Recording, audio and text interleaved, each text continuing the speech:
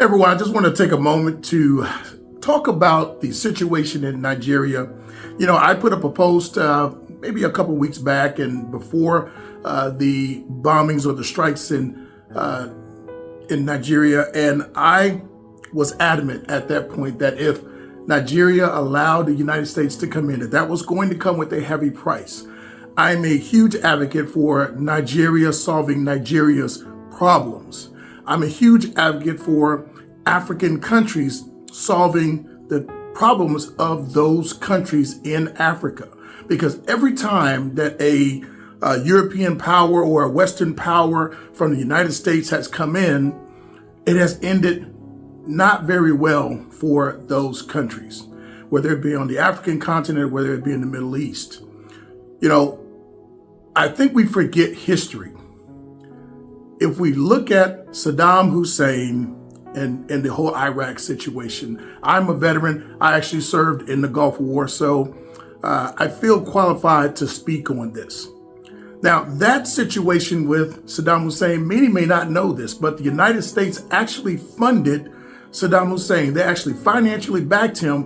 Why? Because at the time, their enemy was Iraq. So this was kind of that, what's that phrase?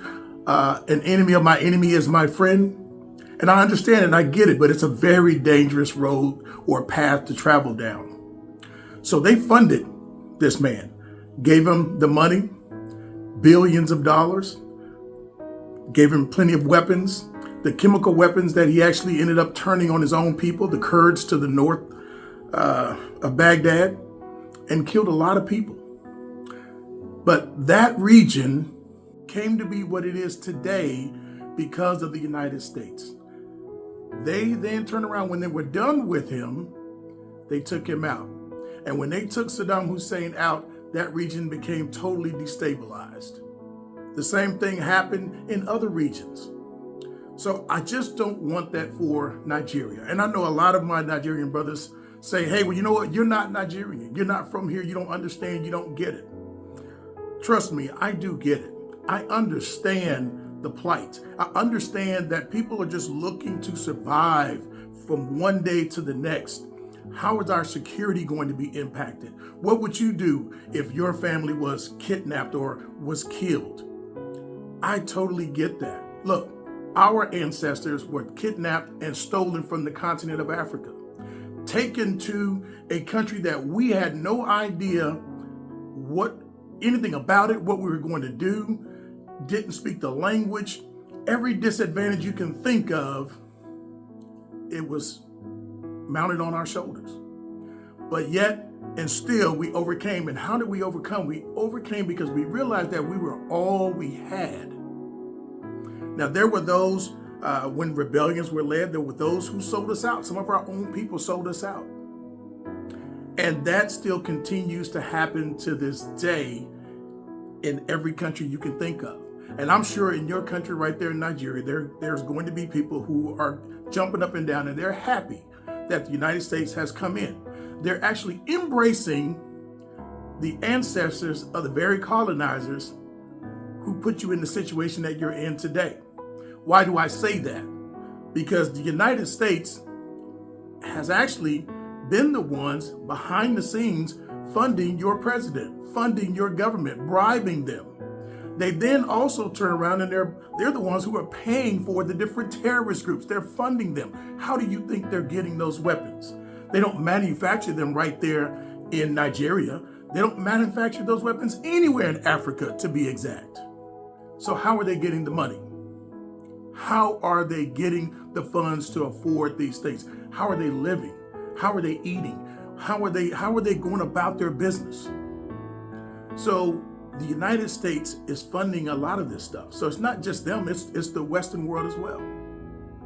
Now, I want you to take a step back and let's look at this. Just to the north of you is Niger. Next to them is Mali. And then a little further left of that is Burkina Faso. They just formed the Sahel Alliance. And I know some people have talked about this, but I think it's worth mentioning again. That unity of the Sahel Alliance is a threat to the national security of the United States and the Western world. Europe, they need your minerals to survive. They need the uranium. They need the lithium. A lot of these minerals is what Tesla needs to create their vehicles and to build their vehicles. And Apple needs these things to support their business. Folks, this is not hard to figure out. Africa basically makes the world go round. That Sahel alliance, they kicked out the French, they kicked out the colonizers, they went and took all of their mines back. They nationalized their mines, they nationalized their oil refineries. Now, what does that mean for those countries? It means that they finally start to realize the wealth that these mines and these refineries are producing, and they're reinvesting it into their country. Now, Nigeria could do this, but you can't do that if you have a puppet government in place and that's beholden to the United States and the rest of the West. You can't do that. You know, the president of Nigeria could pick up the phone and say, hey, you know what, Traore, hey man, I want to join the Sahel Alliance. We're gonna take back all of our refineries from Shell, from Chevron. We're gonna take back our mining companies from all of these foreign entities, these Chinese companies, these companies from Germany. They can nationalize all of that stuff, the offshore rigs. They could take all of that back and start to reinvest that into Nigeria, back to the people. Build up your infrastructure, build up your electrical grid so that your power isn't cutting off and on throughout the day. As rich as Nigeria is, that should never happen. But that is not going to come to realization as long as you have a puppet government in place. So we'll see what happens. But I think the only way you're going to get change is you're going to have to get rid of those folks, get them out. It's the same thing that the leaders that you see in place now in Mali, Niger, and Burkina Faso, that's what they did. That's how they achieved true independence and taking back their wealth and reinvesting it into the country.